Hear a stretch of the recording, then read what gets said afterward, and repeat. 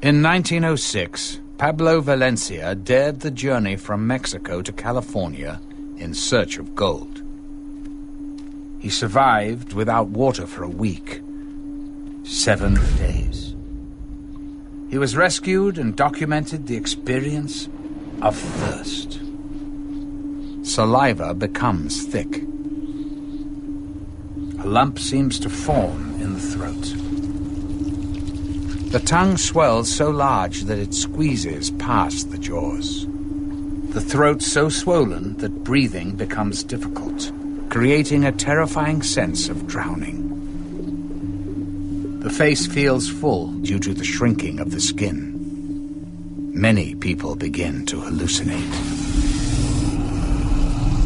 The eyelids crack, and the eyeballs begin to weep tears of blood.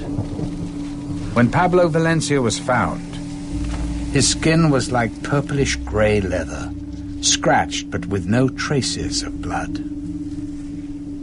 His lips had disappeared as if amputated. His nose withered to half its length. His eyes trapped in a winkless stare. This is not a film about saving the environment.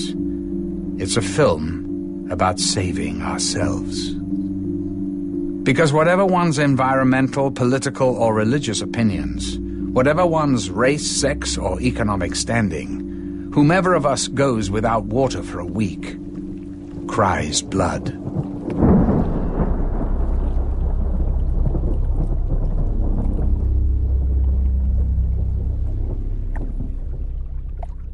There is always a lot of focus on, well, what's the environmental impact? And that's a perfectly valid issue and concern. The abuse of water and the taking of excessive water, diminishing flows and levels, can destroy the sustainability of ecosystems. But we can't, in the name of preventing environmental impacts, there's a mentality that says, well, as long as we're not causing any significant impacts, we should be able to use the water any way we want, including selling it, exporting it for private gain of a few. When it's all said and done, people need water to survive. That's what the bottom line is. When we search the universe for life, we search for water.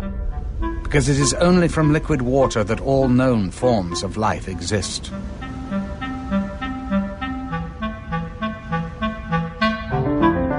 The blue planet. The only planet known to harbor life. The only planet known to be flowing with water. Water management has always been of key importance to humans. The Egyptians depended entirely upon the Nile. The Romans expanded the boundaries of engineering to use gravity to bring water to their cities. Ancient societies cherished water, molded their lives around it, and even worshipped it as a god. For whatever reason, between 800 and 1000 AD, climate change dried up most of the Mayans' local water supply. Farmers were forced to extend their agriculture into the jungle forests to grow food. There was not enough water for both the crops and trees, so the forests died. The soil eroded, air humidity decreased, food decreased. Mayan leaders prayed to the god of rain, but the regular rain season brought little water. The hydrologic cycle was damaged. Life in the cities became less civilized, as the main focus of Mayan life became providing food and water. People abandoned the cities to begin a new life in the forests, in hopes that there was still a sustainable watershed there. there wasn't. But as we enter a new era combining high technology with the demands of global economic trade, we're entering into a unique stage of history. Water, which is the source of life itself, instead of being common and universal to everybody because we all depend on it, profit is made out of the running of and the delivery of water to people and to communities. Those that have the ability to pay will have access to the water. Those who do not have the ability to pay will go without. And therefore, it's a life and death situation in the final analysis on the basis of profit.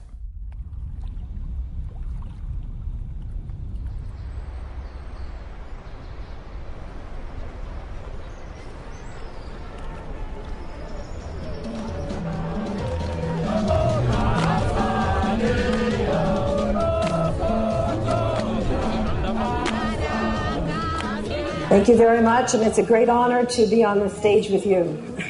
I want to talk, comrades and friends, about a global water crisis in which we know that the world is actually running out of water.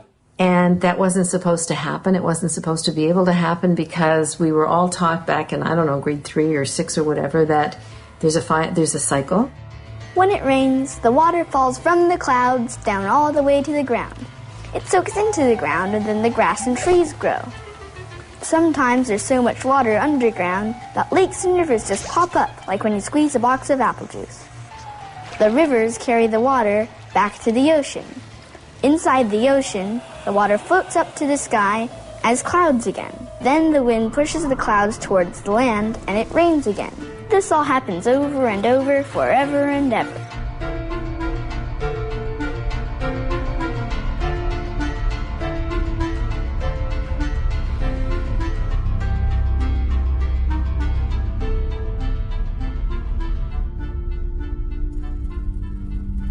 How is our water being polluted? Agriculture uses chemicals to increase farming productivity. Ironically, implemented to counter a diminishing water supply, these chemicals pollute the groundwater. Automobile gas emissions pollute the clouds. But perhaps the most damaging culprit is industry.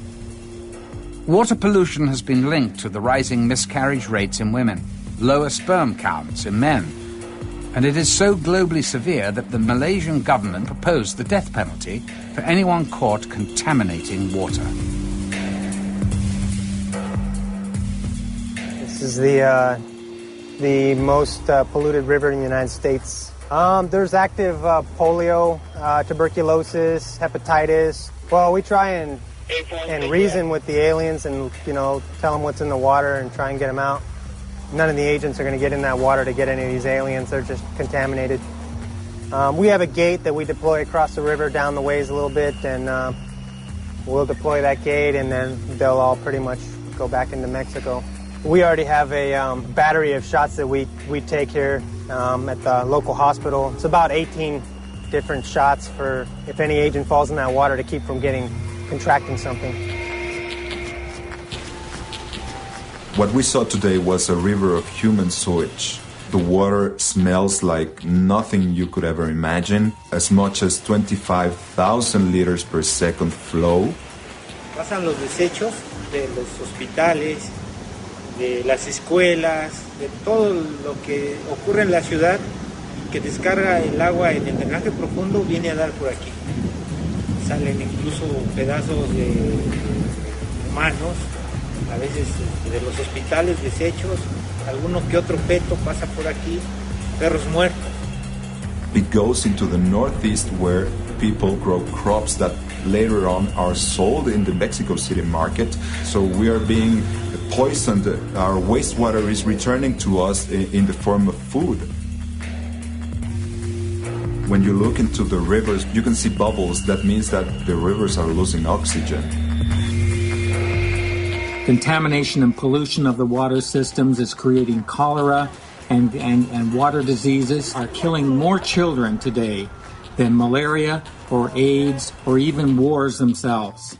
And the wetlands would normally have been a process whereby there would have been some cleansing of that taking place. It goes through the wetlands and it comes out more purified into the river systems, etc. But what happens when the wetlands are destroyed, where we poison a certain amount of water that can never really be fully recycled? What we now know is that we are polluting and depleting this finite stock of fresh water so fast that we're now mining the groundwater faster than it can be replenished. It rains. The water hits the ground and percolates into the soil, collecting underground into what are known as aquifers or groundwater. But how much of our finite supply of water is underground? We can only estimate, as there is no reliable method to accurately measure, which is why our growing dependency on groundwater is such an urgent concern. The fabled Atlantis in the Middle East had a real city attached to it. It was called Ubar. It disappeared and no one could figure out what happened. And then some archaeologists found it. And what they realized is it collapsed into the desert sand from groundwater pumping. Not only could it happen, it is happening today in Florida. Giant sinkholes have emerged, all of a sudden just big cavities in the ground opening up. The effects are not always evident, as with a sinkhole or lost city. Entire regions can slowly and evenly sink as a watershed is depleted. Perfect example is where Mexico City is now. There was once an oasis of water. When the Spanish came, they didn't want their new city to look like Venice. They wanted it to look like Madrid. And they used slave labor to cut down all the trees that would protect the water sources and to dredge the water systems. And what happened was that they just destroyed the water table. And of course, that was one thing when there were 10,000 people living there. It's another when there are, maybe 25 million. They've taken the rest of the water underneath the city. The city is literally sinking in on itself, and these great big churches are beginning to, go sideways.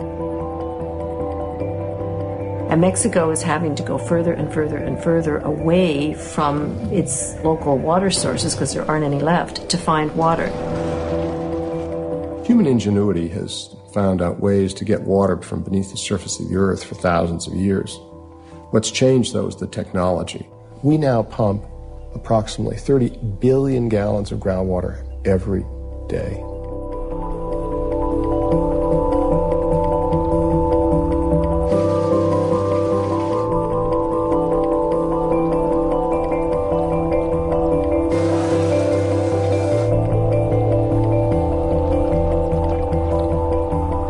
The farming community started tapping into our aquifers at a time when there really were not other demands on the resource.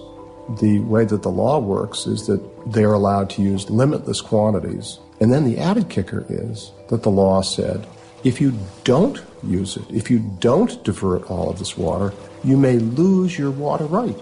So with that scenario, it doesn't encourage conservation of water. I mean, why am I going to go ahead and quit pumping to save water and lose everything? So then a guy like me who may want to quit pumping to quit depleting the aquifer, I have to keep pumping in order to keep my water rights. When we pump water for such irrigation, some of it percolates back into the ground, which is called recharge or return flows. So long as we pump no more than what is recharged, we are using the groundwater sustainably. The problem is that we're pumping up to 15 times more water from the ground than is returning back into it, creating a global crisis. One thing that most people don't know is that the world is desertifying very quickly. We are becoming a desert in many places. Our soil is eroding, simply meaning that overgrazing, winds, and flooding damage the top layer of earth, essentially hardening it to the point that rainwater cannot easily soak into the ground. Our life source literally slips away from us, back into the ocean through sewers and rivers, draining the land of its moisture and life.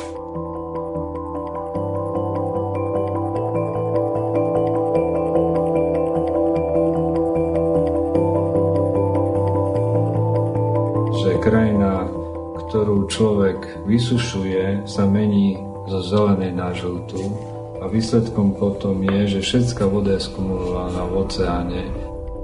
Extreme weather. A world of hurricanes and violent storms over the ocean, while the interior land receives less and less rain. or violent, harsh storms that simply erode the land more. Zemská kôra kontinentu odľahčuje a príspevok kumulácie tejto vody v oceánoch spôsobuje zaťaženie zemskej pôdy, kôry, čo môže spôsobiť pnutie v štruktúrach zemskej kôry a to spôsobuje zemetrasenie a potenciálne možné tsunami vlny, ktoré sme boli svedkami v roku 2004. Deforestation is a major contributor to soil erosion. Tree roots absorb water and thus hold the watershed in place. When they leave the land, so does the water. Because the forests that held the water have all been logged, there is no place where the water can be stored. The rain still comes and runs away as instant surface runoff. Just what I feared. He's formed a gang, and they're whooping it up for a flash flood. They're rushing down the canyon. They've made a wall of water 20 feet high. Look out! No longer satisfied with flash floods, the gang is planning bigger and wetter floods. Junior's getting dangerous. He's getting tougher and bolder every day. But groundwater pumping cannot alone be blamed for our desertification crisis. Cities are growing and expanding. For the first time in human history, more people living in cities than in the countryside. We've replaced permeable ground with hardscape, with roofs, with parking lots, with homes. If it rains and the water doesn't hit the ground but hits the sidewalk or street instead, it can't soak into the ground and make trees. It just slides down the street back to the ocean and makes more clouds. This means that the ground gets really dry and the grass and trees die. Clearly, there is much more unpaved than paved land in the world, but the effect is cumulative and should not be underestimated. Celosvetovo zhruba 750 miliard kubíkov vody. Tento proces sa odštartoval po druhej svetovej vojne. Dá sa povedať, že teraz sme v polčase rozpadu vodného cyklu a o 50 rokov bude vlastne definitívny kolaps s vodnými zdrojami na globálnej úrovni. There is another problem with increased urbanization, which is our continued insistence to build housing for growing populations that demand more water than local watersheds can provide. People in the housing development, and they make money by turning houses, and they're very large companies. So their goal is to avoid the water issue that might limit the number of houses they might have. Instead of adapting our development to the available water supply of a region, we choose to force the world's water supply to adapt to our desired locations. What dams do is change the hydrologic cycle. They provide water during those months when the natural flow patterns do not. What's happened is that we built these huge hydro dams mainly to create hydropower and hydroelectricity. And when we've done that, we've done it in a very narrow framework. And we haven't thought about the fact that we're going to need water for other purposes. In this quest to conquer nature, as some label it, we've constructed close to 50,000 large dams worldwide. But if we are headed towards desertification by allowing too much rainwater to run off into the sea, then is it not to our benefit to dam water and prevent it from reaching the sea? One of the basic functions of rivers is to carry stuff from one place to another. And that stuff, which is really critical to the health of an entire watershed, it becomes completely and wholly interrupted when you build a dam. Dammed rivers fail to carry such nutrients and minerals downstream through the watershed, resulting in more soil erosion. Less percolation when it rains, more runoff, and thus an increase in the desertification problem. When you trap water, it stops moving, and when it stops moving, it heats up because it's this nice, warm soup full of nutrients that are not making it downstream. But then those things die, and then they eat up oxygen. All of a sudden, you've got a major water quality problem. A river is the lifeblood of an ecosystem, just like the veins and arteries bring blood to every part of our organism. When we have choked arteries, that's what's called a heart attack. A dam is the choking of the artery of the planet. So we really have to face the crisis here that what we were taught in school, that this finite amount of water could never run out, is technically true. But if you can't access it because you took it from an aquifer and you poured it into a desert to grow cotton, or you polluted it, it's of no use to us. And that's what we need to get into our heads. And there's nowhere to go in the world to get away from this. Rich people and people who live in water-rich countries will get away from it longer than people who are facing it now. But the world water crisis will face us all. But if there is going to be one single thing that is going to slam us into reality, it is going to be running out of water. We see all sorts of fresh water in our lakes and say, well, what's the problem? We've got lots of fresh water. Once you drain a lake, that's it. There is no more water. We have to start focusing in on what is the renewable supply, which comes through the hydrologic cycle. We are creating a situation where we have less and less of that renewable supply left. And with the help of water scientists, we have to really start to assess how much water we really do have to work with. What is that renewable supply, and trying to define it. That's the task at hand. We must be able to find out what the limits are and how to live within them.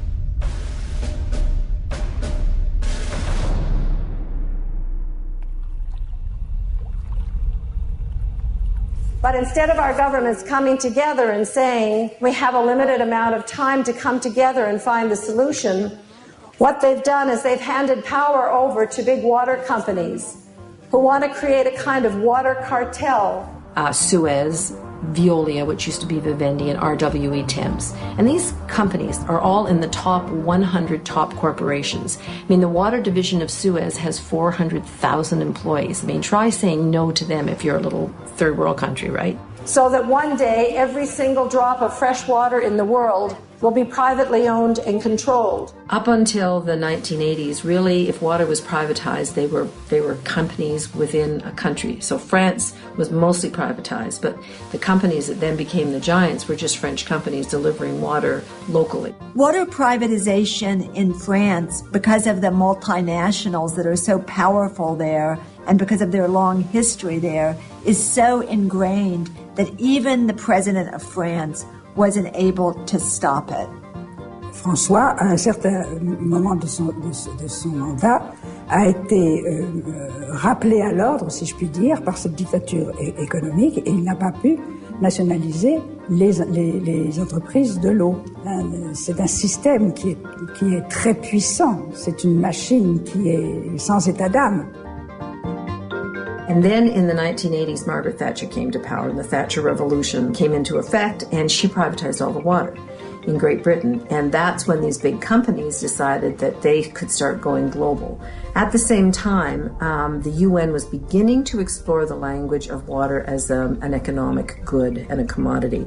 And the very first time was at a very important conference in Dublin in 1992, which for the first time named water as a good. So you get the Thatcher-Reagan market economy ideology growing over here. You've got the companies all ready to go because they've been delivering inside nation states. And now you've got the UN saying, okay, we're ready to start thinking about water differently. It's not a right. So it all kind of converged together.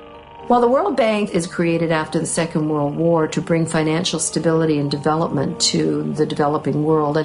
And it's supposed to be pooled money from the wealthier countries to help develop the global south. However, what's happened is that the World Bank has hooked up with the three big water private service companies in Europe. They basically started to work their way into the developing world. And the World Bank would say, in exchange for debt relief, now we want you to privatize water.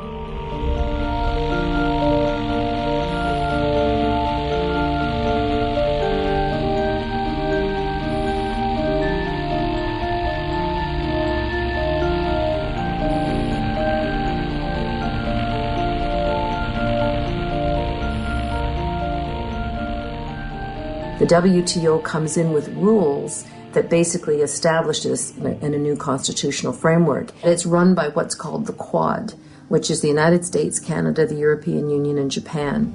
And the Quad makes all the decisions. It's their corporations that set the agenda. They decide when the meetings are going to be held. And they had thousands of military police with the full riot gear and so on.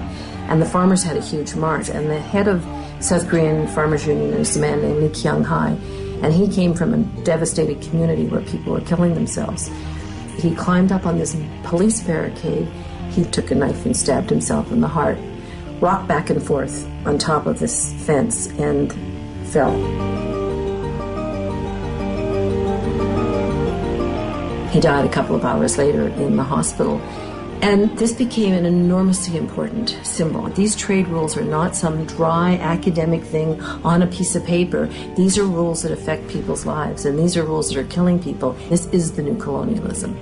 It doesn't come in ships.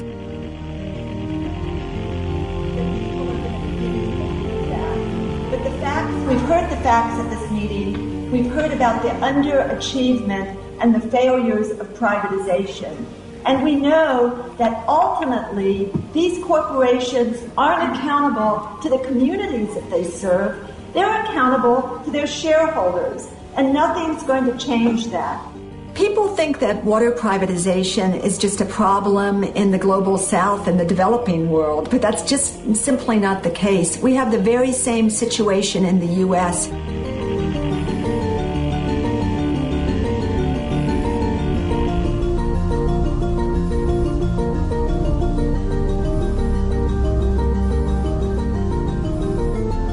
It's the very same story, whether it's in Atlanta, Georgia, or Buenos Aires, Argentina. It was a big push at the time. Privatization was the word. Everybody wanted to privatize something. And frankly, I'm not opposed to privatization. We privatize our recycling pickup, but this water was different. But we did sign a contract with United Water for 20 years for operation and maintenance of our water system. For these companies, when their name has been tarnished because of their malpractice and their mismanagement, it can be a big advantage to use another name. Suez often uses the name Ondeo, and very rarely the brand Suez is visible. And the same, of course, with Vivendi. Vivendi had gained a very bad reputation because of their records in failed privatization and mismanagement. And they were suddenly reinvented under this name Veolia, and a huge advertising budget was spent to create a positive feeling around this new brand name. Of course, advertising is a crucial factor in the way these companies are trying to save their image. And almost immediately started having service problems, and citizens could not drink the water unless it had been boiled.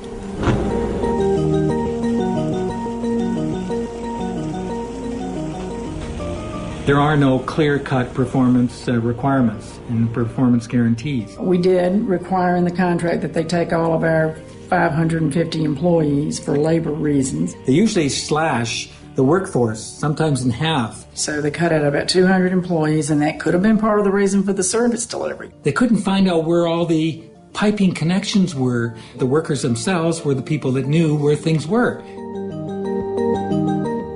The mayor at the time was Bill Campbell, and Suez gave him a $6,900 campaign contribution, but he wasn't running for office. A trip to Paris where he and a female companion stayed in the best hotels and were wined and dined.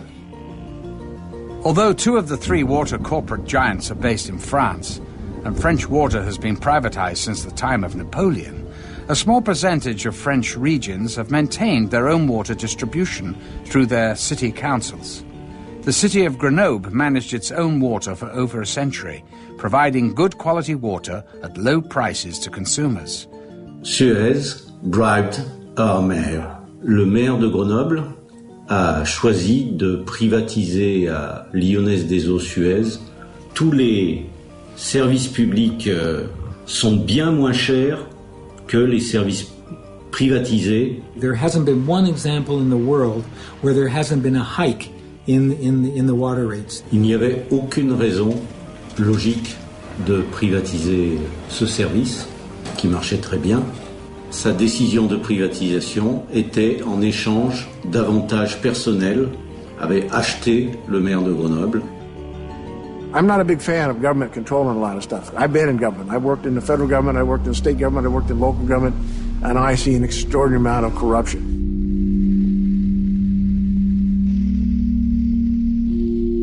Right now, we have a number of state senators that have just been indicted in Alaska for corruption, even with the oil industry. But what was the amount of corruption? A few $1,000s. It's not the money, it's the power. Not many people know that prior to being president, Vicente Fox was the general manager for Coca-Cola in Latin America. So Coca-Cola received some of the largest water concessions in Mexico during the Fox administration. And this is something that really needs to be opened up for serious debate. People do not realize the extent to which there is a direct giveaway on the part of governments of water resources and services to industries locating in their jurisdiction. Well, I want to be very clear about the situation in Mexico that President Vicente Fox has given us no special favors on water issues or anything else along that line. The largest water concession given by the government in the whole country was to a Coca-Cola bottling plant. It takes as much water as it wants. You could say that Coca-Cola ruled Mexico. If you really look at the controversy of whether water should be owned privately or water should be owned publicly, I see abuses on both sides. When water is only owned by the government, you have an opportunity for abuse. When water is jointly owned by someone who is a capital interest, a private interest, a profit interest, and government, you have a partnership that tends to balance those things out. The new face of colonialism comes in the form of Coca-Cola. You walk anywhere in Africa and it's Coca-Cola water. You cannot get anything but. You cannot drink the water out of the tap. You can't even find purifiers. You are an absolute slave to this company. Dasani is not meant to be a substitute for municipal supply, so we are absolutely in support of robust, comprehensible, and equitable water and sanitation systems. In this country, you have to pay more for this water than you pay for the same amount of Coca-Cola. So that's something. Dasani is in plastic bottles, and Coca-Cola are in glass bottles. Now, when you look at the price difference, what you're looking at is that the cost of producing those bottles is much higher. We have looked at, in the past, of bottling Dasani in the glass, but the plastic package is becoming very popular now, and what we're looking at is what the customers want. As you look at new ways to develop business, you look at also what the customer wants and needs are. The situation with the cost of Dasani is more about the packaging, and also plastic bottles are taxed at a higher rate than glass bottles.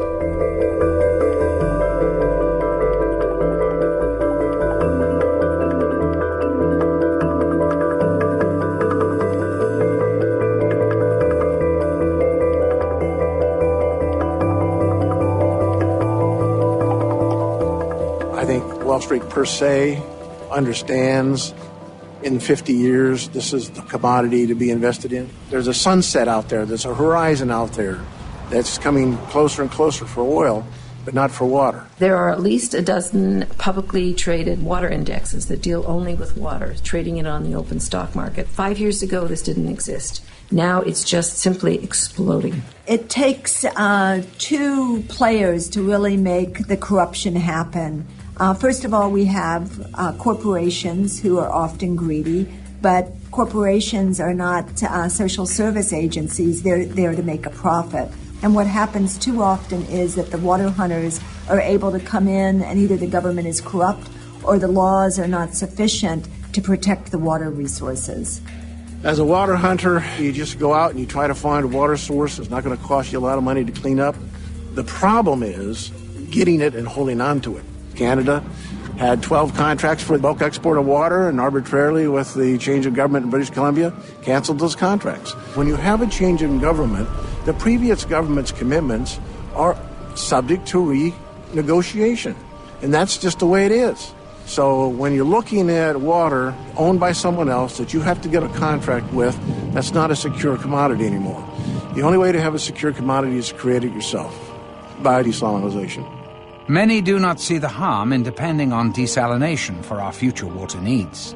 And suddenly, many countries in the world are looking to desal and building new desal plants as the alternative, and this is going to save them. But to do that, we require a great deal of fossil fuels, and burning of fossil fuels, which contributes to global warming, which in turn contributes to the climate change problem in general. In order to address one problem, we end up creating a new problem. We already have an energy shortage. Where are we going to get the energy to use desalination? And a lot of corporations are saying nuclear technologies. Well, nuclear technologies are really not viable. We have no current plan to deal with nuclear waste. You know, it's no different from saying to ourselves that we're going to go into space after making a mess out of this planet. We go into Mars, we relocate there, or we colonize space itself and colonize another planet. And having made a mess out of our own situation, having failed to live up to our own responsibilities in relationship to nature, we then move on to destroy another piece of nature and leave the mess behind. The fact that there aren't more plants in the world is because it's a cost factor. Only rich countries or the World Bank or big corporations or a combination of all three are going to be able to afford to build desalination plants. But even on the slim chance that technology can advance quickly enough, that the energy costs and needs lower enough to make a global desalination solution possible, the question still remains, why? Why forfeit the water we already currently have? Why freely give it to others only so they can sell it back to us at whatever cost the demand allows? When you have communities that are looking to extend their water supplies, they'll pay what they feel the value of that supply is worth.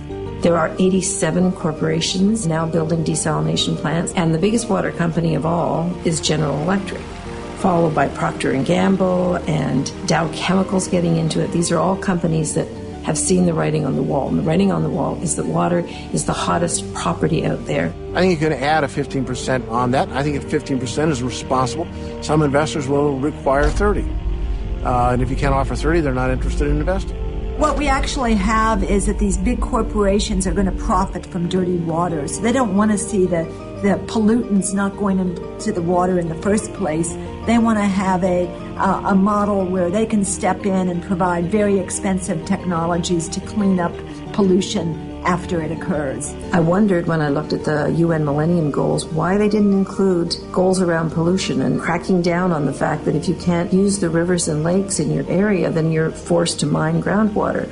Well, it's as clear as a bell to me now. It's because they're raking in the money. Who's going to own that water? When General Electric has it to clean, does it pass through them but still belong to the public? I don't think so. So it becomes a product that is a result of your process, and then you own it. Who ends up owning these desal plants? Because if these desal plants are in private hands or even in government hands, because after all, water is the source of life. These desal plants are the way in which we get access to water, then those desal plants and who owns them ends up controlling our lives. Bottom line, water is a good investment, period. Any place in the world.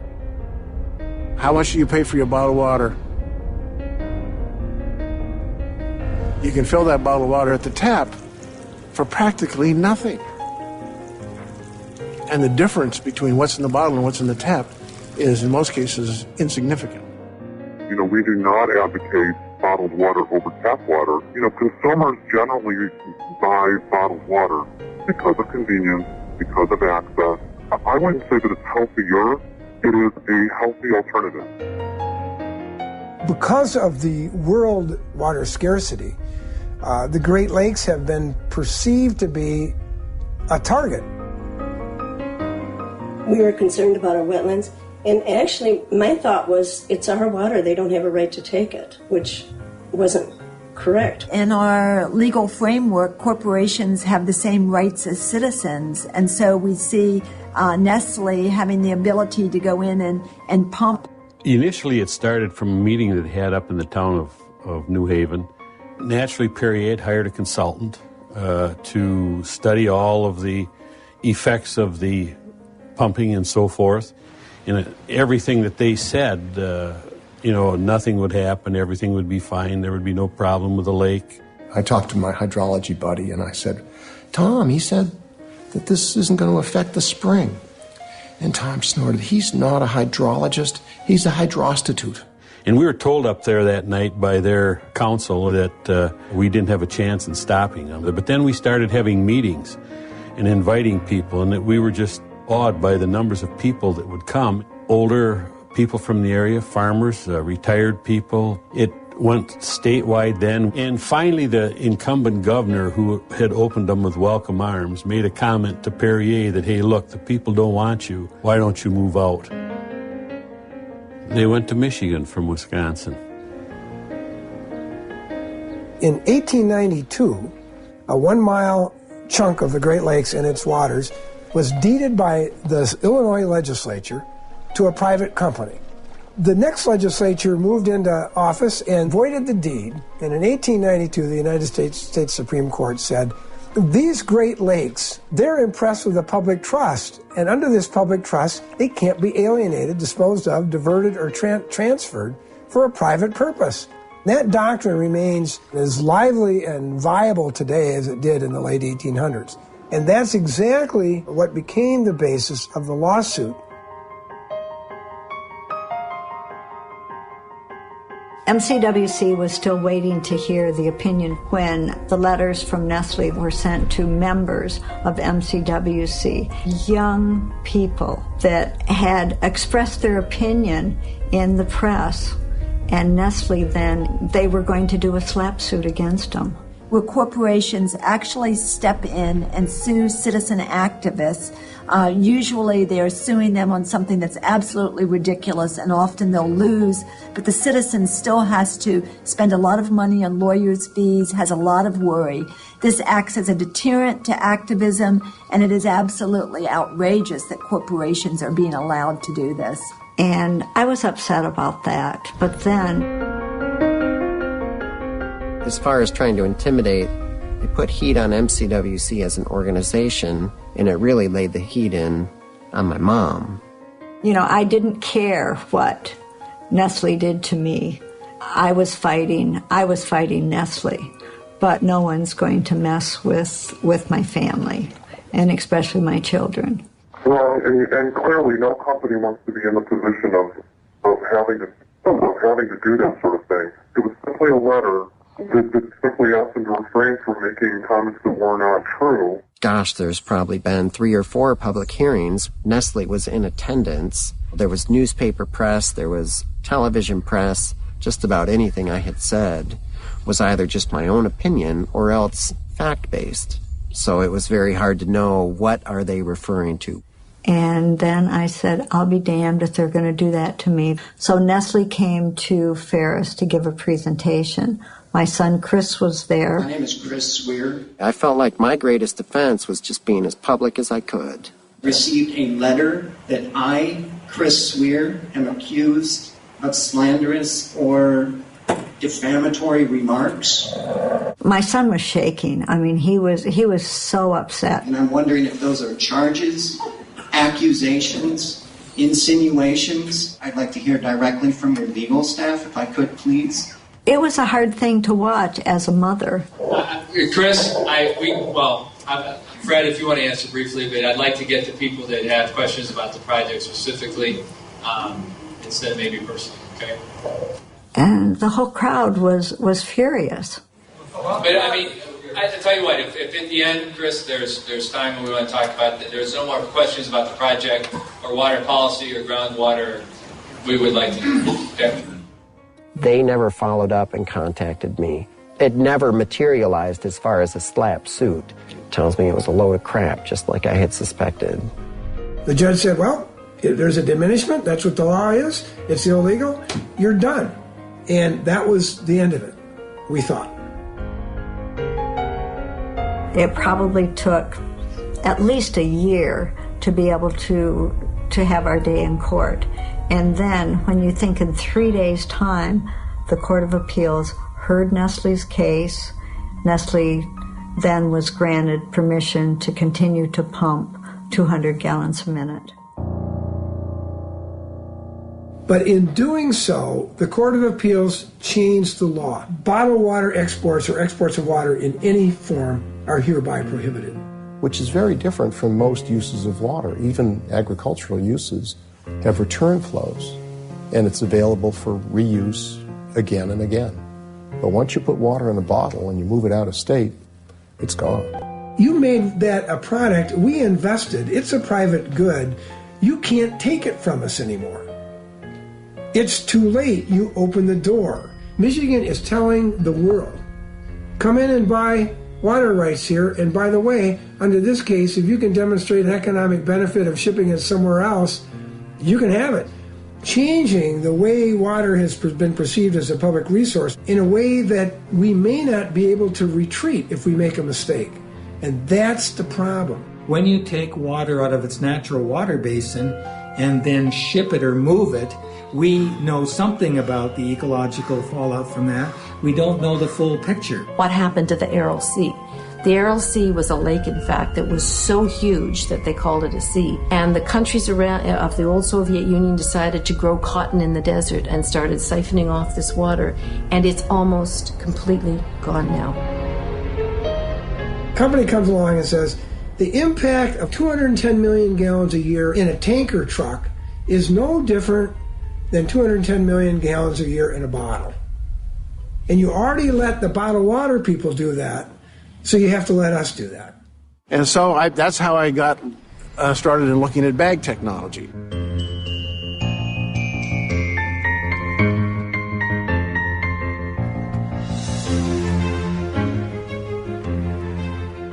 If we massively ship water out of an area, the ecosystem is disrupted, the natural habitat damaged, biodiversity reduced, and aquifers dried. The water-rich area we chose to export from will itself desertify. The thirsty populations in the water-poor deserts we ship water to will simply consume the water and send it back to the sea via its sewers, thus still remaining a desert. Where one desert region existed before, two deserts now exist. Water is a supply and demand commodity. The people that demand it don't have the supply. The supply is often in other parts of the world. The question is how to get it from source to market. This sets up a kind of contest, and that is between city people and rural people. Companies are out there constantly looking at what land the farmers own. Going from farm to farm, hello ma'am, hello sir. Now what are you doing farming all day? It must be a lot of work. I bet you get up real early, and why don't you just let us rent or buy your water? And we have had Texas Water come in and volunteer to build a pipeline. What I'm afraid of happening is the water will not be sold here. Into that pipeline will go out of the basin into areas such as Santa Fe or Albuquerque. So this is a new development that's taking place as more and more of us move into big cities and don't want to think about where water comes from. Increasingly, it's coming from the places that grow your food. This is really, really, really short-sighted.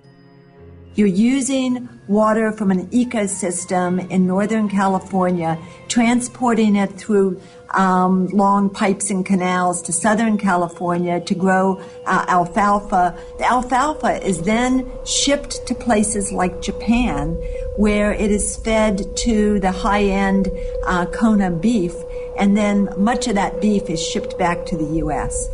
So we've set up this system of agriculture that just doesn't work anymore, and it's really based on the concept of virtual water, where we're growing crops for export in thirsty places and then moving them long distances, rather than having our food grown more locally and more sustainably.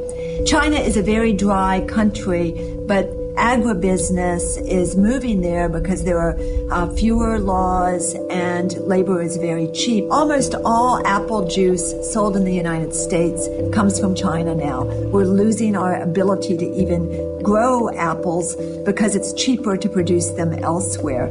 That means that a country like China that doesn't have very much water is exporting its water to the United States through apples. Then we sign trade agreements like NAFTA so that our subsidized corn using water from desert-like areas in the U.S. can undersell the farmers in Mexico.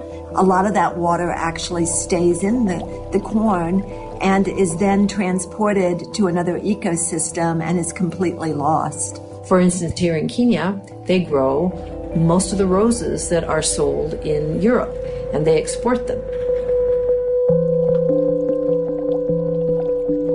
And they're grown around a beautiful, beautiful lake called Lake Naivasha, which is being depleted at an appalling rate. All done by foreign corporations, huge, great big flower plantations. If they keep doing this, within 5 years it will be a putrid puddle. So here's one of the driest continents on Earth, exporting water, being told by the World Bank to export its water to get its way out of debt.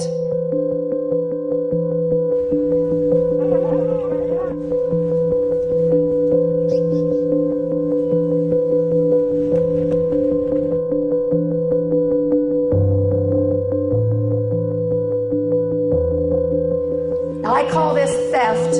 I also think it's a form of murder. Joan Thorpe Root, the Academy Award-nominated British wildlife filmmaker and African conservationist, lived in Kenya and made great efforts to save Lake Naivasha from being destroyed. Her assassins broke the nearest window to her bed, where she was sleeping. Joan awoke, desperately held her blanket out as a shield and charged the three men. The men fired their AK-47 assault rifles from outside the window, riddling the room with bullets through the lace curtains. 2 bullets struck Joan in the leg. 1 hit her in the hip. Joan crawled towards her bathroom, trying to stop the bleeding with a blanket, but died of massive blood loss. You don't know when the water would flow. It flows once a week, and you don't know the date, the time, so you are forced to open up the tap. When they open their taps, it's air, and when the air blows through the taps, the meters are running, and they are charged for doing this. There's a pipe coming up, and between the pipe and the tap, there's a water meter, and you have to pay for an electronic key to get charged up. And you can look at it and you can see the water meter counting every single drop. And as one friend of mine said, I can afford about 2 flushes a month from this thing. That's how expensive it is. You know, they just throw their hands up in despair and they go back to that river that has cholera warning signs on it. If people don't have money to buy water, they go to polluted streams, they get sick. The state has to pay for their health care. You know, why don't you just use money for the necessary thing and to prevent other things that might come up?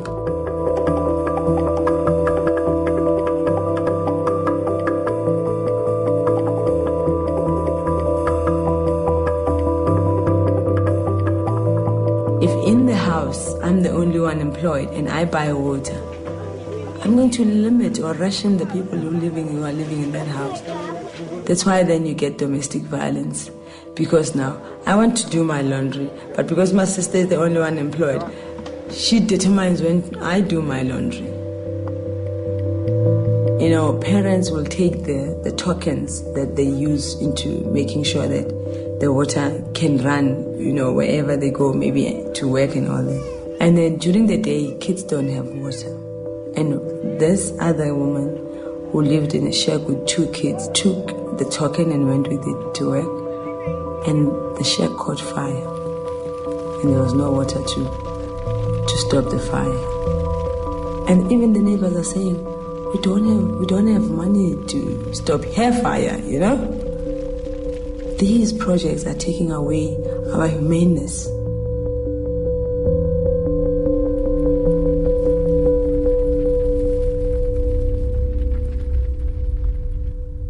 I was in grade 1. I was 6, so I didn't really think about much. I thought the whole world was go to school, don't get your parents too angry. You do a charity project each year at our school. You do your canned food drives, you do your raise money for cancer. That year, you're raising money for developing countries. And for 1 penny, you could get a pencil. 5 pennies, you could get soup for the day or things like this. And then she got to a point where she said $70 would buy a well. And then she explained to us, yeah, people are dying because they don't have clean water. They were just disbelieving that. What do you mean you can get sick from water and that you don't have things to clean yourself with, let alone drink the water? Then we asked, well, if they want water, how far would they have to go? And she said, sometimes as far as 10,000 steps. I counted the steps it took me to get from my classroom to the water fountain, and I counted 10. She said, yeah, $70 would buy a well, and it would stop it so people wouldn't have to walk so far. So I thought, okay, that sounds like a good idea, so I'll go home to my mom and dad. They have lots of money, right? And the problem would be solved, and no one would die anymore. And I thought it was a great plan. And we thought, oh, isn't that cute? He wants to build a well. Let's make dinner. Because he was so young, we really did not take him seriously. You don't get it. He said someone just died because they don't have clean water, and you didn't help them. After a few days, they finally sat me down and they said, what we can do is give you a chance to earn the money by doing extra chores around the house. Never ever thinking that he would follow through. And I got a piece of blank paper, drew a thermometer on it, 2, 4, 6, 8, all the way up to 70, to give him a sense of how long it was going to take him to get there. After, 4 months, I raised the $70. I brought it into an organization that facilitates clean water projects in developing countries. And they looked at me and they said, it's going to cost a bit more than $70 to build an actual well. And I've always felt bad about telling them that the well wasn't really $70. That it was actually the minimum you could get was $2,000. But I've sort of consoled myself a little by saying that if it had been more, if I'd told him $2,000 at that time, that he never would have gone. That would have been too big for a 6-year-old. So I started doing public speaking around my community. It slowly grew and grew and grew. The Brian's Well Foundation has been established. We've helped raise about $2 million, which has gone towards the completion of 266 water and sanitation projects, helping about 500,000 people.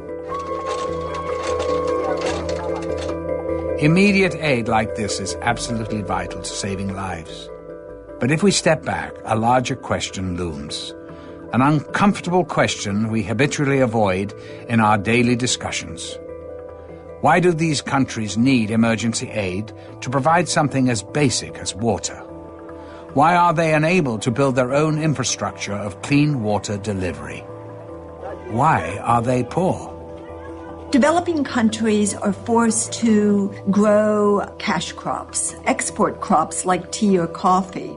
We've got some resources, especially tea, which is really growing all over. The World Bank and the IMF and the other countries, especially the Western world, that buys the tea from our country always gives us a raw deal. You find that we are given so little money for this tea. The World Trade Organization has required developing countries to remove tariffs so that products can flow in and out of the country because it benefits our corporations. They get cheap products. Now, what that means is that developing countries are very hurt. And it's obscene.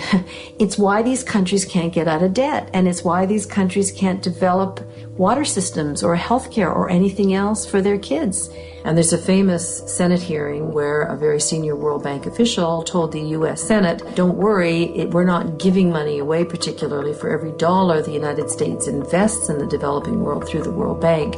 American corporations get back $1.30. Wink, wink. We call it aid, development aid, but really it's forcing countries to open up their resources, and that's why there's such a tremendous reaction against the World Bank in the third world. If we were to sell this tea at the right price, if we had fair trade in the markets, our tea could fetch enough money that can sustain most of our needs. It should be a very rich country. We cannot fight the world water crisis by just saying, let's hook up some more people and hope that does it. We have to challenge the systems that deliberately create winners from losers. And then who cares about the losers? That they're losers. And it's their own fault anyway. That's the system we have to take on, and we will never, never, never, never, never solve the world water crisis until we have the courage to talk about the world political and economic system. Wherever a river flowing free is now treated as the supplier of raw material as if it was oil, we have the generation of water wars.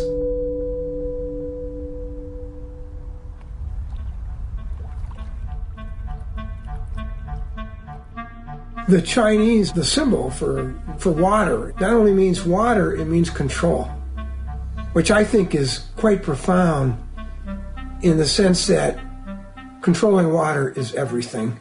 And the word rivals, for instance, comes from Latin meaning river. The rivals were people standing on either side of the river throwing things at each other. And you're just going to see more of that as the technology develops to be able to suck water out of the atmosphere. Now you're going to find water from the atmosphere in clouds being stolen. New techniques for controlling the weather are being tried. When conditions are right, rain is made to fall by seeding clouds with dry ice or silver iodine. It's happening in China and some other places where a particular village pays for a plane to go up. They make it rain before the cloud gets to the next village. So there's real anger and real political tension.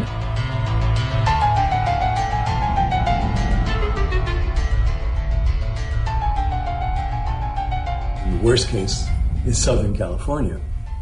And LA is part of what I call hydraulic civilizations, like Rome and its aqueducts was a hydraulic civilization. But there the longest aqueduct was 60 miles. The longest you have to go, once measured it, is 1,400 miles from the furthest source of water for LA to a home in the town.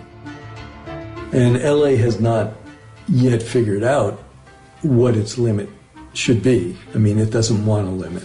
In the LA area itself, which is about 18 million, if it was on its own water, it would only be 3 million. First thing LA is going to do is try to put a lot of farmers out of work and close down the farms and take that water. When the water system doesn't work, then the civilization goes.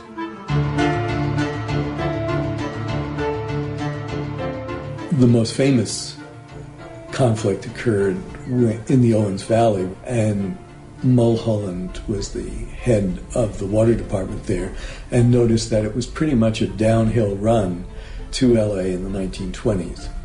And so he got together a whole bunch of investors to divert all the water from Mono Lake and send it down through an aqueduct to LA. It put the farmers out of business, and there was a big violent rebellion. In two different instances tried to blow up the aqueduct. They partially succeeded once, and then they were arrested, and then they sent in kind of goon squads to get rid of the farmers, and then they paid them off. The last great water war in the United States was 1934, when Arizona sent in the National Guard because California, again, was building a dam across the Colorado to divert the water to California without giving Arizona any. And the ferry captain that took people across the Colorado put a cannon on the front of her ferry, and they went up and threatened the dam. But it led to the Secretary of the Interior to stop the dam. One of the most bloody water wars is still being fought over the river Kaveri, that farmers of Karnataka and farmers of Tamil Nadu both required more water out of that river. A bandit of Tamil origin, Veerappan, kidnapped a Karnataka actor with the demand that large amounts of water be released to Tamil Nadu. It was really as a chess game in the water wars. I was doing a major study on conflicts over resources for the United Nations University. This fat file of mine on river water conflicts suddenly had no more coverage because the entire issue was now being presented as an issue of religion, not water demands and water conflicts. So many water wars are presented as religious conflicts, when in reality they are fundamental conflicts over resources. Well, I want to tell you about one country tonight, and that's the country of Bolivia, South America's poorest country. Several years ago, the World Bank refused to guarantee a $25 million loan to finance the investment program of the local water co-op and forced Bolivia to sell its water systems to a subsidiary of Bechtel. The water prices now account in Bolivia for more than they pay for food. Well, I have a story to tell you tonight, and that is that the people rose up in Bolivia.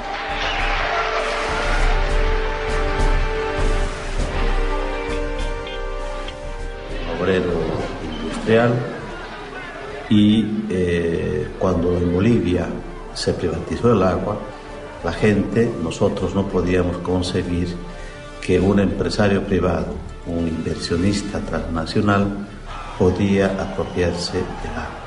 Es decir, la gente o tenía que pagar del agua o tenía que dejar de comer y por lo tanto no tuvo otra alternativa que decir no a la privatización del agua.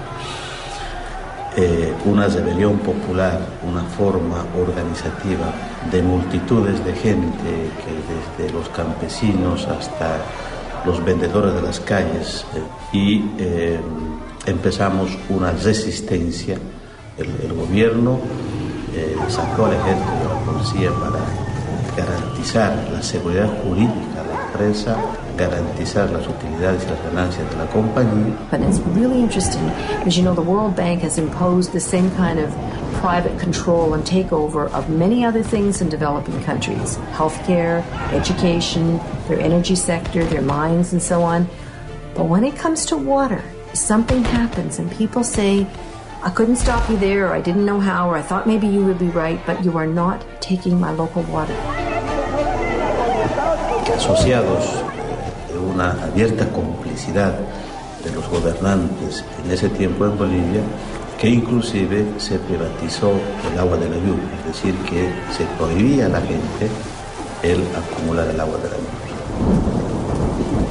And this is where you get the civil wars, because the army is brought in to control local dissent against these transnational corporations. Who are you protecting? There's your people without drinking water, and you're protecting foreign investors from North America and Europe? Más de 100 heridos de bala, numerosos detenidos. Civil, hubieron más de 20 francotiradores que mataron e hirieron a la gente. 17-year-old Victor Hugo Doza was killed by a shot through his face.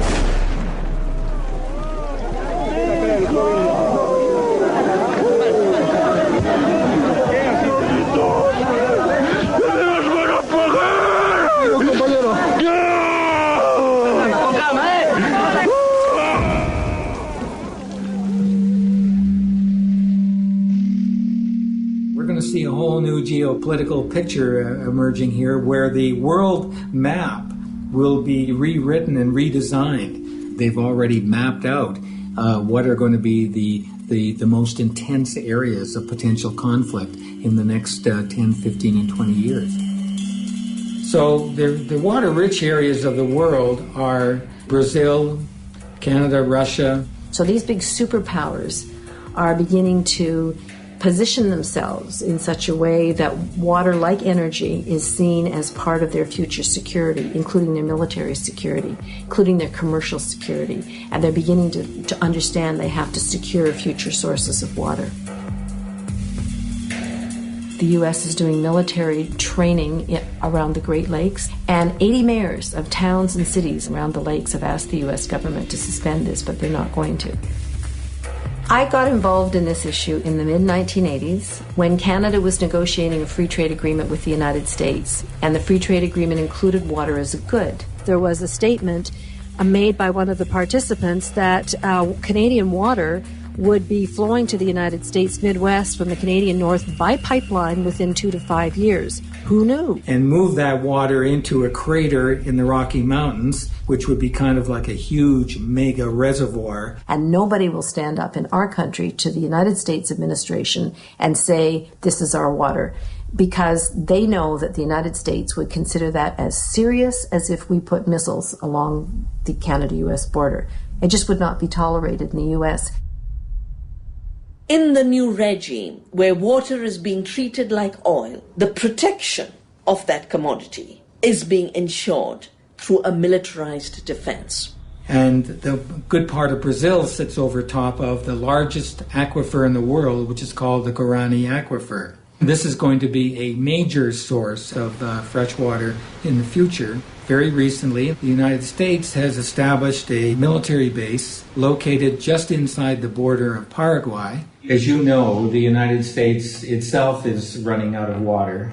Water is becoming more and more a matter of priority in American foreign policy. Secretary of Defense Donald Rumsfeld went on a quiet mission to a number of Latin American places, including Paraguay, to try to see what kind of further advancement could be made regarding the presence of U.S. Forces in that region. Shortly after Rumsfeld's visit, something like 500 special forces were stationed at the military base there in Paraguay. Este caso, no momento agora, quando os países tomaram conhecimento, já tinha sido aprovado pelo Parlamento do Paraguai. It remains to be seen what will happen and what they're doing there exactly as to whether the purpose of that military base is really to secure a military presence at a very pivotal location for exercising some measure of control over the Guarani aquifer and water takings from the Guarani aquifer. In the last few weeks, there's been a report in the media about George W. Bush, the president, purchasing land in Paraguay. The speculation is that that has to do with wanting to have access to the aquifer and pump water out of the aquifer. Jenna Bush, who is the daughter of George W. Bush, had paid a quiet 10-day visit to Paraguay, in particular meeting with top officials in the government. And as it turned out, what was happening, at least this was what the speculation was in the press, was that she was about to facilitate the purchase of something like 100,000 acres of land in Paraguay in her family name. At the same time, though, that was happening, it was discovered that George Bush Sr. already had something like 173,000 acres of land.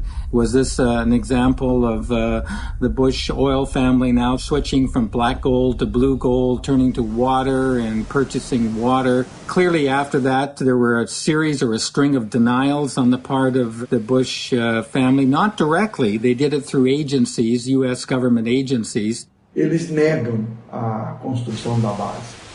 The world's largest dam is located very close to that area, and so that also was a matter of considerable interest for the U.S. as well. Os americanos, não diria o povo americano, mas uma parte dos americanos, principalmente de seus governos, tem uma visão muito militarista, economicista e predadora. E quando não conseguem no convencimento, vão pela força. A visão economicista, a visão imediatista, é a mesma visão que levou, em outro campo, ao americano ter o que teve no Vietnã, como agora no Iraque. Será que essas lições eles não aprenderam ainda? I mean, there's no question that that region of the world is the Middle East of water in the future.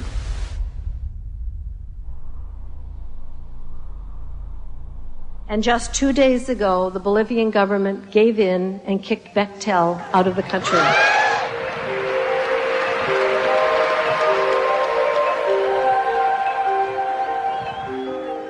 Humble Bolivians, led by a 45-year-old, kicked one of the world's biggest engineering companies out of the country for its criminal behavior and told the World Bank to go the hell with it.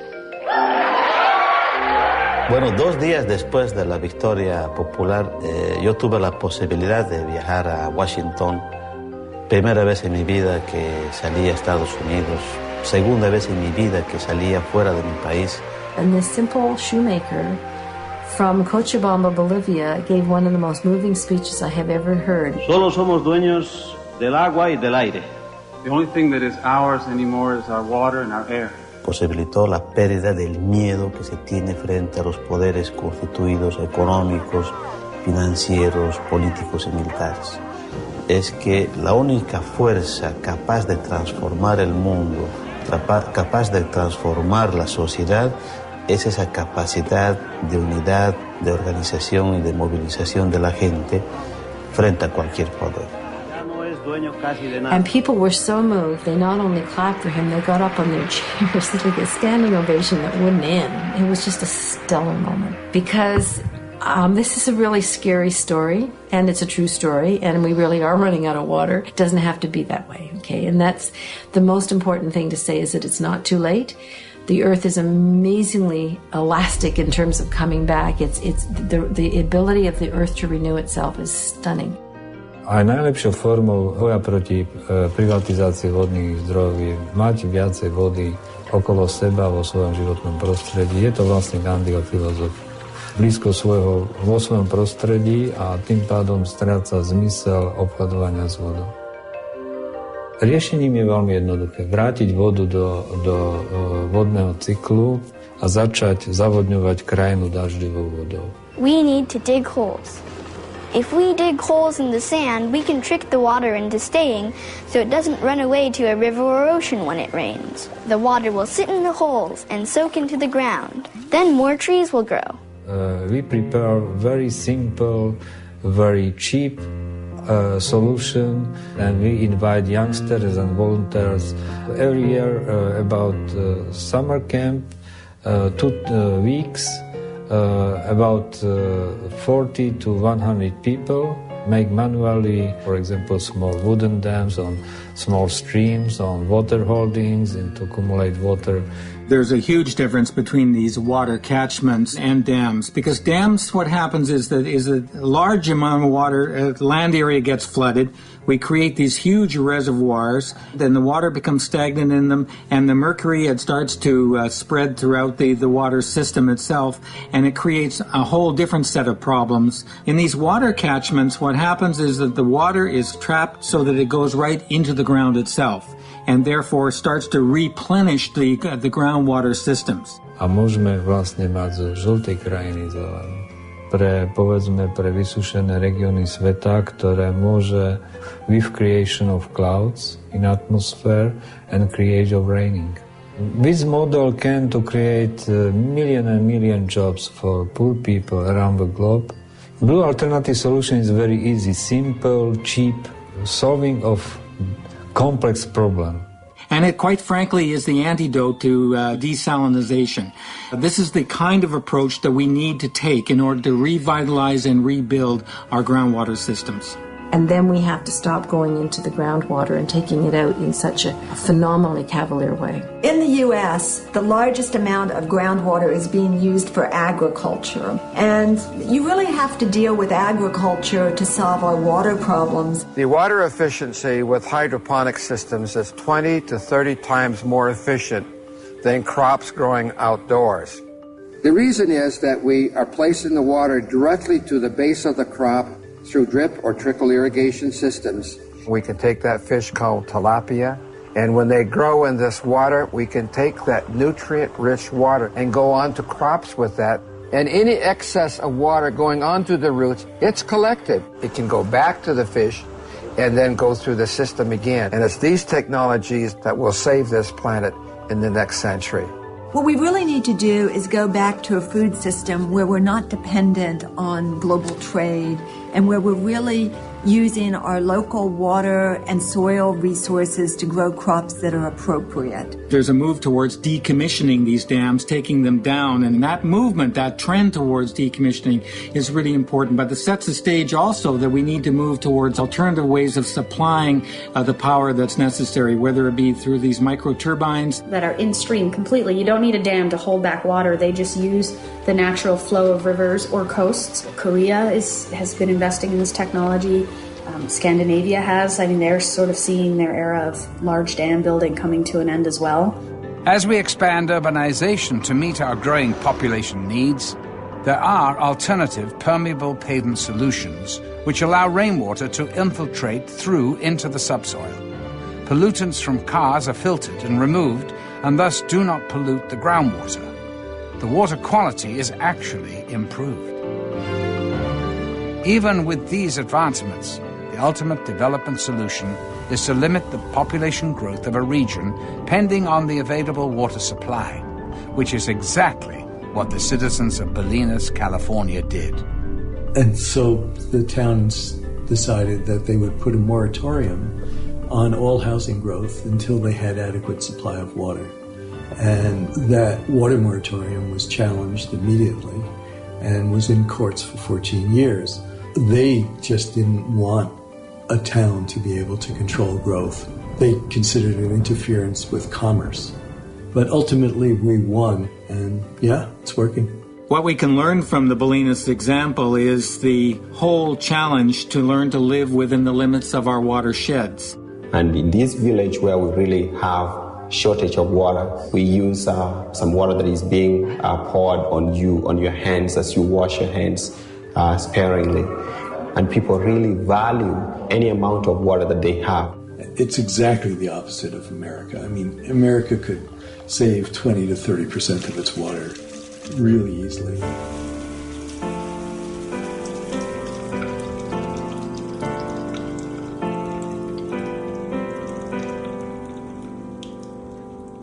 If we adopted the toilet style of Israel, for instance, which has 2 buttons, one for urine and one for feces, the one for urine is less than a quart. You know, everybody takes water for granted. We're going to have to grow a constituency for water issues. Think about climate change. Groups have been working on climate change for 20 years, and it's taken that long for the general public to be aware of it and for us to begin to make the legislative and regulatory changes that are necessary to really solve the problem. We need to do that for water. To call for a United Nations Convention that explicitly states that water is a human right and a public trust that must not be denied to anyone on the basis of inability to pay. Demanding that we put this language in an international framework at the United Nations. Because the operations of these corporations, these water barons, have now gone global, this has gone beyond nation-state law and requires us to bring in some kind of instrument at an international level to control these companies. And that led to the really exciting change in Uruguay. En el Uruguay se privatizó el servicio de distribución de agua potable. A poco de haberse establecido, los precios se elevaron exorbitantemente. El agua que se distribuyó en algún momento estuvo contaminada. Se llegó incluso a cortarle el servicio a una escuela. Los uruguayos, con una larga tradición democrática, promovieron la reforma de la Constitución. Where citizens were able to pass a constitutional amendment that actually established the right to water and forbids privatization. That's the model that we've been using when we talk to groups around the world and the model that we're promoting. So we're looking for a small group of nations to begin a process within the process in the United Nations. There are some powerful countries opposing the right to water, most prominently the United States. To my eternal shame, my own country, Canada. It has a lot of water resources, and they're concerned about having to send water to the United States. China, Egypt, Australia, and possibly India. They don't want to have to be responsible for providing their citizens water. This is life and death what we're talking about, and I feel very, very strongly that we have to put ourselves out there on the line, and sometimes it can be dangerous, but we have people power on our side. To the disapproval of the citizens of the small town of Freiburg, Maine, the water bottling company Poland Springs set up a plant. To appease the population, Poland Springs gave away a case of bottled water to the first 50 townspeople to visit their office. Led by 89-year-old Republican store owner Howard Dearborn, they poured the bottled water into Lovewell's Pond, back where it came from. This week at the World Social Forum is being launched an historic organization, the African Water Network. A world that is going to say no to commodification of our common goods like water. To mobilize and protect Africa's precious water sources from abuse and from corporate theft. Now we have a defiance campaign that says, okay, you can install your meter. After you turn your back, we take it out, we connect the pipes, and then we throw your meter away. The court case has cost over $1 million. We've done a lot of innovative fundraising, and you have to realize that we're just normal, ordinary people who are living day to day and fighting, this giant. I play sports, I hang out with my friends, I do all that regular stuff any teenager would do. It's just I do this on the side. I just wanted to get people clean water so they wouldn't die. I guess being that young sort of helped a lot because I think I was too young to be nervous. You just see smiles light up on people's faces. because they have clean water to drink. A smile doesn't light up on my face because I can have a shower in the morning. None of these people, I don't know if there was an activist in the group. When you come from the grassroots, I think legislators look at it totally differently than they do if you are an activist. And I think that's what we had, is they couldn't go back on us and say, you guys are always out there raising a ruckus. Probably the end result isn't going to affect any of us because we're going to be gone. But we're fighting for the people that are going to use it in the future, our kids and their kids. If we don't do something to save it, what are they going to have? Bottom line is, those people are there. And I'm talking Republicans, Democrats, and everything else in between and beyond. They're there because if money is more important than water, where are we? Our previous mayor was indicted and tried and is currently serving time. Et le maire, ministre de la Communication, a été mis en examen puis emprisonné avant d'être condamné.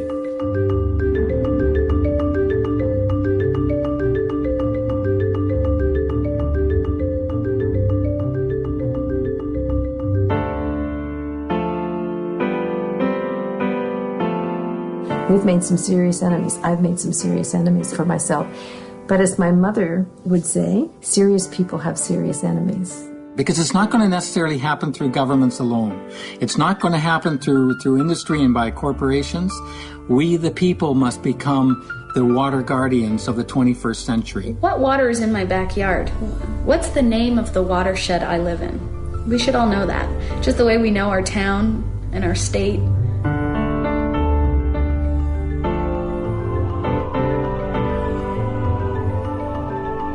And then ask the question, where does your drinking water come from? And where does your wastewater go? Just start asking the questions. You don't even have to do anything. Just ask the questions.